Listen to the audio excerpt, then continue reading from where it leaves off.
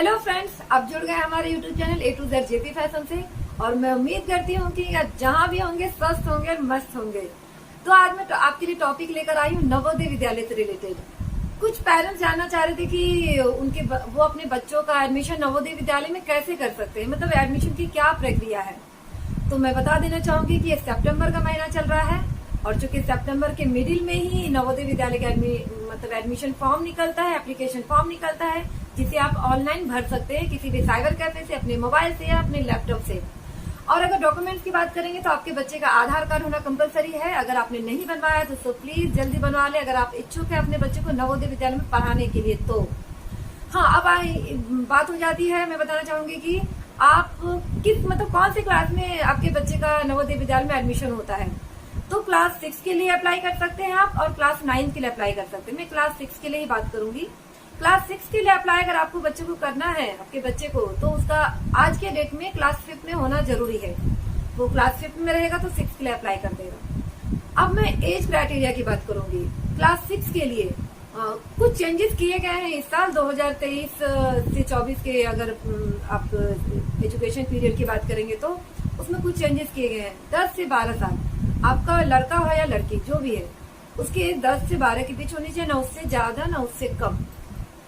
अब examination admission के criteria की बात करूंगी तो मैं बता देना चाहूंगी कि आपके बच्चे को एडमिशन के लिए की एग्जाम प्रक्रिया से गुजरनी पड़ती है। मतलब उसे एक एंट्रेंस एग्जाम देना पड़ता है और उसमें क्वालिफाई करना पड़ता है, तभी आपका बच्चा सेलेक्ट होता है। तो ये एग्जाम जो पैटर्न होता है ये ऑनलाइन नहीं होता, ये ऑफलाइन होता है और ये रिटर्न होता है।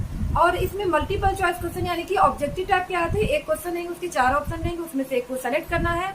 और मैं कहूंगी कि इसमें कोई भी नेगेटिव मार्किंग नहीं होती है। एग्जाम टोटल 100 मार्क्स का होता है और क्वेश्चन की संख्या 80 होती है, यानी कि 80 होती है।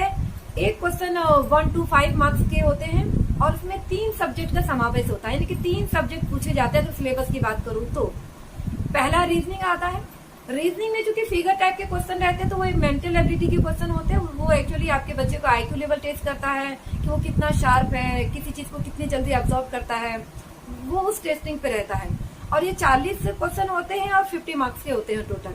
दूसरा सब्जेक्ट होता है मैथ्स।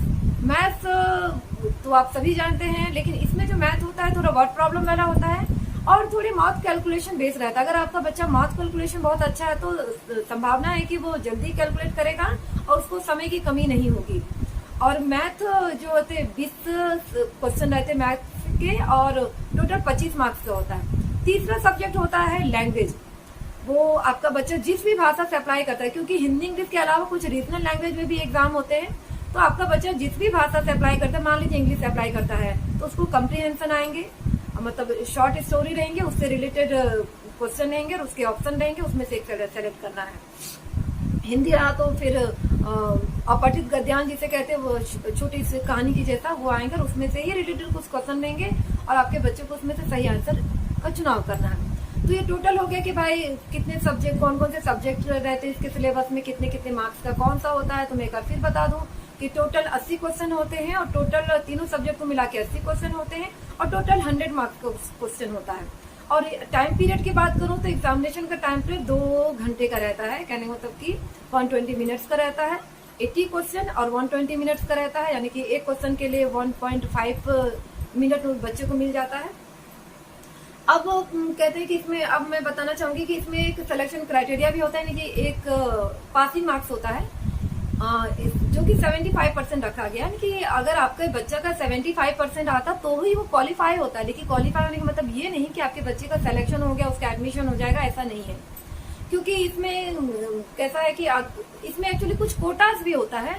गर्ल्स कोटा होता है, SC कोटा होता है, OBC कोटा होता है, ST कोटा होता है और एक हैंडीकैप कोटा भी होता है जो बहुत कम रहता है, तो उस बेसिस पे रहता है। तो इसलिए अगर आपके बच्चे का 75 से कम आता है तो वो किसी भी कोटे से हो वो क्वालिफाई ही नहीं माना जाएगा।